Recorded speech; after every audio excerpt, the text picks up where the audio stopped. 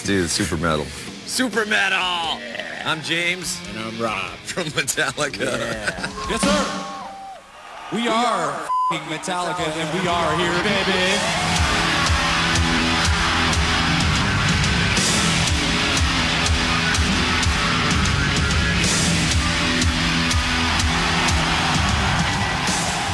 Do I have to ask you, do you want heavy?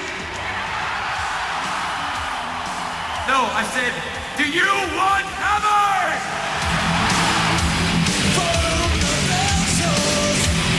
You know, being grateful for the things that we have and still being together after 22 years, it's amazing. The train is back up to full speed ahead. It's unstoppable, man. It's unstoppable, and it's coming your way. No, their way. Your way. Same thing around my neck. You flush it out. You flush it out. Tango around my neck. You flush it out. You flush it out. Yeah. Hey. See. Tango around my neck. You flush it out. You flush it out. Never gets respect. 2003 marks the 20th anniversary of Metallica's debut album, Kill 'Em All, an album that would help pave the way for the band to become one of the best, one of the loudest, and one of the most influential heavy metal bands of all time. In support of the brand new album, Saint Anger, they have hit the road to headline the Summer Sanitarium Tour, and we've come to Pontiac, Michigan, along with the privileged few contest winners over here, to catch the band in rehearsals and to help tell the story of Metallica. Get up, no regrets. I hit the lights on these dark steps. Medallion news, I'll hang myself. Saint Anger around my neck. It's very exciting to me to be here, and I'm just a true fan, and I love their music. They're the best band, man. They rock. Oh, they're so good. They won me over playing live. They rule. Out of all the bands that I've listened to, this is the band that does it for me. They're an icon for all metal bands. They're the only band I felt through the 90s that stuck true to what metal was. This was the only band to me that truly kept metal together. So guys, thank you very much.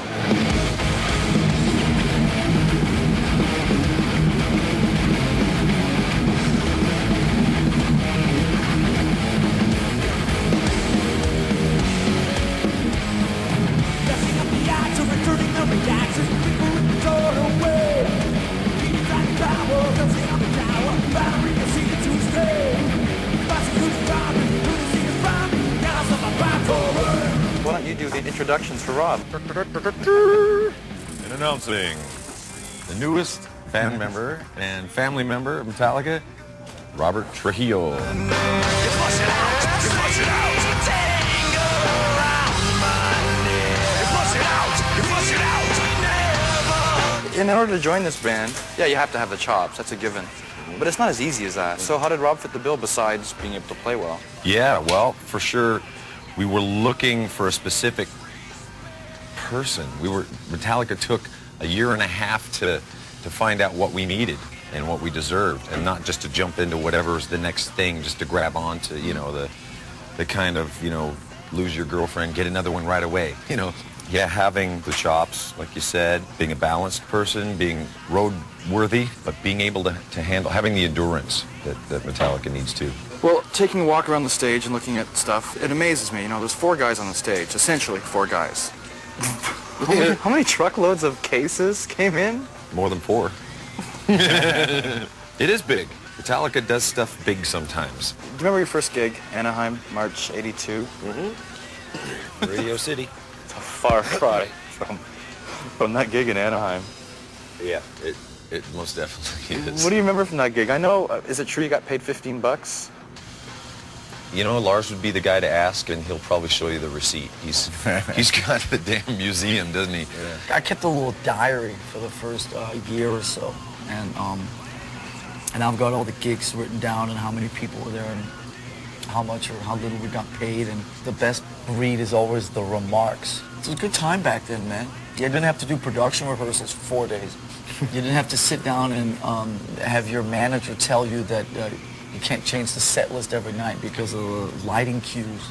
Back then, you just wrote the set list whatever way you wanted. For the first gig, we told all our friends, you know, about this gig, so all of our friends showed up, and we're there rocking out. And after the first song, Dave breaks a string, and I'm standing there with the mic going, what do I do? You know, now what? And that's when I picked up the guitar.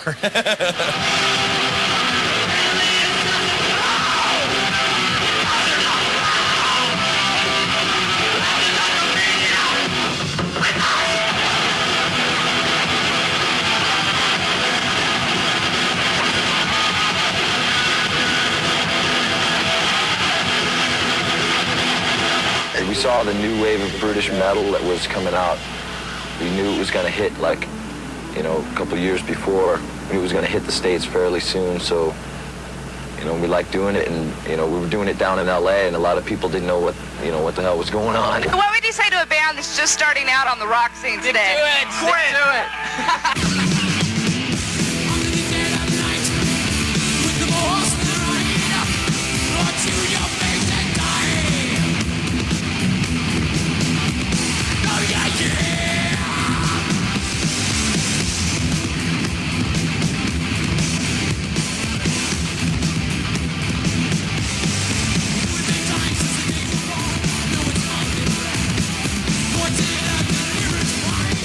From '83, the lineup was Cliff Burton and Dave Mustaine and me and James. And it's like I couldn't picture four bigger, more stubborn egomaniacs than the four of us. I mean, no wonder this lineup only lasted like 6 weeks or something like that. It's like, I mean, between me and James and our big egos, and then Mustaine and his fairly large ego, I mean, it doesn't really surprise that it surprised me that it didn't last.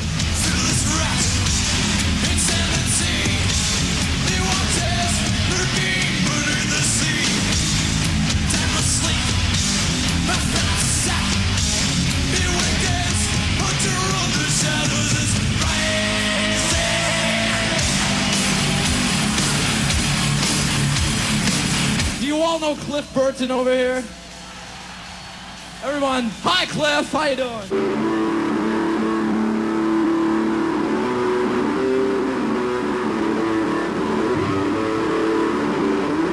We still hadn't dealt with that issue, that we didn't grieve that. And when a lot of our grieving, you know, we went on the road as the security blanket and thought we'd get it out through our music, and perpetuating that image, you know, of the dude and, you know, the statue up there, just, you can't move this, you know, the rock. We did our things to survive. Now that the war is through with me, I'm waking up in chaos. That there's not much left of me.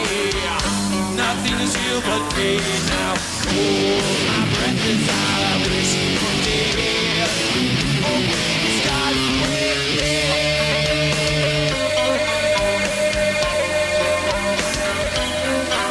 Evolvement and musical growth, that's something that I hope that we can do, you know, in time, over the years.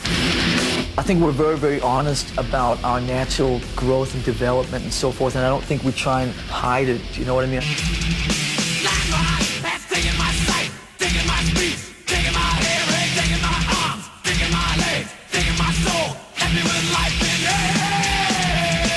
What's he saying? He says kill me. It's different video. It sticks out like a sore thumb. It isn't like your standard video. The impression that the video leaves is a pretty heavy impression. I've just got to do something. And it isn't like a lot of these commercial videos. Like I said, it's different. I'm really proud of it. What's the Metallica form? The Metallica form is whatever you want it to be, Nowhere Bennett. between the two.